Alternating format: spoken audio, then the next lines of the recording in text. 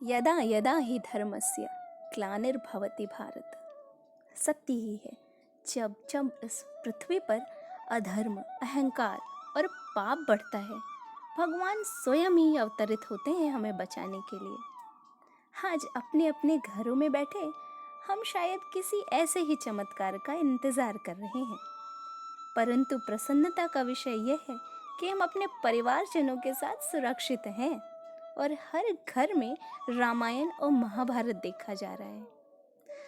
महाभारत मेरे हृदय के सबसे करीब है, क्योंकि महाभारत देखते ही मुझे अपनी सारी समस्याओं का समाधान मिल जाता है। जब जब कृष्ण की बांसुरी बजती है, मैं अपनी विपत्तियों से स्वयं ही बाहर आ जाती हूँ। आज मैं आपको महाभारत की एक ऐसी ही छोटी सी कहानी सुनाने वाली हूँ। जब पांडव तपस्या कर वापस लौट आते हैं, भगवान श्री कृष्ण उन्हें समझाते हैं कि मैत्री का एक संदेश तो दुर्योधन को देना ही चाहिए। भगवान स्वयं दूत बनकर हस्तिनापुर जाते हैं, परंतु दुर्योधन उन्हें समझ नहीं पाता और उन्हें जंजीरों में बांधने का प्रयास करता है। भगवान उसे उसका बुरा भला अंत सब दिखाकर हर तरह से समझाते हैं और फिर चेतावनी देते हैं। इसी कहानी पर रामधारी सिंह ने रश्मि रथी जैसे महाकाव्य को लिख डाला। रश्मि रथी का तृतीय सर्ग मुझे बहुत ही पसंद है, आइए सुनाती हूँ। वर्षों तक वन में घूम घूम, बाधा विघ्नों को चूम चूम, सह धूप घाम पानी पत्थर, पांडव आए कुछ और निखर। सौभाग्य न सब दिन सोता है, देखें आगे क्या होता है। मैत्री की राह बताने को, सबको सुमार्ग पर लाने को, दुर्योधन को समझाने को, भीषण विध्वंस बचाने को, भगवान हस्तिनापुर आए, पांडव का संदेशा लाए। भगवान श्री कृष्ण सिर्फ पांडवों का संदेशा नहीं लाते, वरन वो पूरे सृष्टि को बचाना चाहते थे। कृष्ण की चेतावनी होती है, दो न्याय अगर तो आधा दो, पर इसमें भी यदि बाधा हो तो दे दो केवल 5 ग्राम। रखो अपनी धरती तमाम, हम वहीं खुशी से खाएंगे, परिजन पर असी न उठाएंगे। दुर्योधन वह भी दे न सका, आशीष समाज की ले न सका, उल्टे हरि को बांधने चला, जो था असाध्य साधने चला। जब नाश मनुज पर छाता है, पहले विवेक मर जाता है। पहले हमारी बुद्धि का विनाश होता है। हरि ने भीषण हुंकार किया, अपना स्वरूप विस्तार किया, डगमग डगमग दिग्गज डोले, भगवान कुपित होकर बोले, जंजीर बढ़ाकर साध मुझे, हाँ हाँ दुर्योधन बांध मुझे, हाँ हाँ दुर्योधन बांध मुझे। यह देख गगन मुझ में लय है, यह देख पवन मुझ में लय है, मुझ में विलीन झंकार सकल, मुझ में लय है संसार सकल। अमरत्व फूलता है मुझ में, संघार झूलता है मुझ में।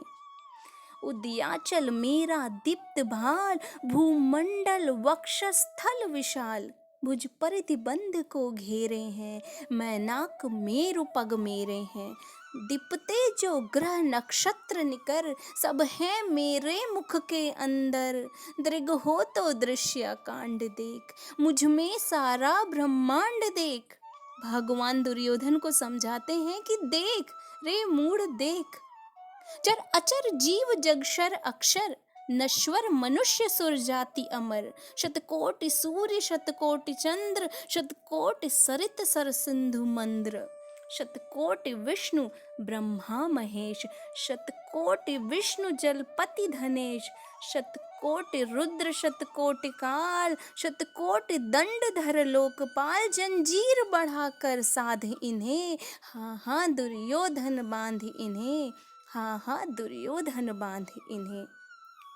भूलोक अतल पाताल देख, भूलोक अतल पाताल देख, गत और अनागत काल देख। यह देख जगत का आद्र सुजन, यह देख महाभारत का रण। भगवान वास्तव में वही उसे युद्ध भूमि दिखाते हैं। यह देख महाभारत का रण मृतकों से पटी हुई भू है, पहचान पहचान इसमें कहाँ तू है। अंबर में कुंतल जाल देख, पद के नीचे पाताल देख, मुट्ठी में तीनों काल देख, मेरा स्वरूप विकराल देख। सब जन्म मुझी से पाते हैं, फिर लौट मुझी में आते हैं।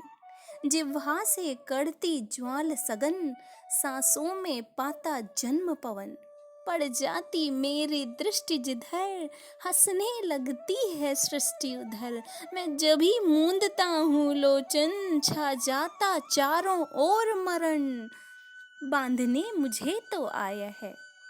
भगवान दुर्योधन से पूछते हैं कि हे मूढ़, हे अज्ञानी, क्या मुझे बांधेगा? बांधने मुझे तो आया है, जंजीर बड़ी क्या लाया है। यदि मुझे बांधना चाहे मन, पहले तो बांध अनंत गगन। सूने को साध न सकता है, वह मुझे बांध कब सकता है। हित वचन नहीं तूने माना, मैत्री का मूल्य न पहचाना, तो ले मैं भी अब जाता हूँ, अंतिम संकल्प सुनाता हूँ। हरि क्रोधित हो जाते हैं और दुर्योधन को अब अपना संकल्प सुनाते हैं। याचना नहीं अब रण होगा, हे दुर्योधन, याचना नहीं अब रण होगा। जीवन जय या की मरण होगा। टकराएंगे नक्षत्र निकर, बरसेगी भू पर वही प्रखर फण। शेष नाग का डोलेगा, विकराल काल मुंह खोलेगा। दुर्योधन रण ऐसा होगा, फिर कभी नहीं जैसा होगा। भाई पर भाई टूटेंगे, विषबाण बूंद से छूटेंगे। हर प्रकार से भगवान उसे समझाने का प्रयास करते हैं कि भाई पर भाई टूटेंगे, विषबाण बूंद से छूटेंगे। वायस श्रृगाल सुख लूटेंगे, सौभाग्य मनुज के फूटेंगे। आखिर तू भूषाई होगा, हिंसा का परदाई होगा। थी सभा सन्न सब लोग डरे, चुप थे या थे बेहोश पड़े। केवल दो नर न अघाते थे, धृतराष्ट्र विदुर सुख पाते थे। कर जोड़ खड़े प्रमुदित, निर्भय दोनों पुकारते थे जय जय। दोनों पुकारते थे जय जय। सच है, क्रोध से भ्रम पैदा होता है और भ्रम से बुद्धि व्यग्र हो जाती है। जब मनुष्य की बुद्धि ही व्यग्र हो जाती है तो समस्त तर्कों का नाश हो जाता है। जब तर्क नष्ट होता है तभी व्यक्ति का पतन हो जाता है। बहुत बहुत धन्यवाद।